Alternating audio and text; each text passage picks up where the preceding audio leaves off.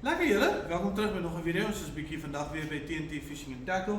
Ouens, hulle het weer lekker opgestok op hom. Hulle se pop-ups, Tiger Nuts, Goose, Next Level, Mango 101, Mulberry, ouens, Passion Beast. Personal Base, sorry. Dit vandag gelees.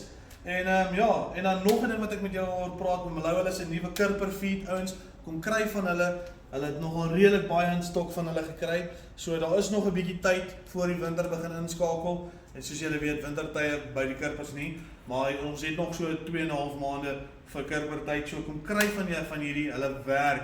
As julle wil gaan kyk op hulle se YouTube channel, Let's Go Fishing, en op Vaskap, hulle het nuwe video's geskiet waar hulle ook hierdie voer gebruik en dit werk julle. Hier's baie verskillende particles in. Net vir die Kurpers. Ja, die karp sal ook hier kom tussenin voer, maar het is gemaak vir die Kurpers, dis hoekom ek sê Kurper feed. So kom maak 'n draai by TNT Fishing and Tackle, 171 Cook Street, Rustenburg. En ja, moenie vergeet om julle promo code te gebruik, die EA10. So kom wys hulle julle die video gesien, kom kry vir julle die pakke en kry 'n bietjie afslag. Wie soek nie afslag? Dan kry dit net die by TNT Fishing and Tackle. Let's go, vang 'n ventie.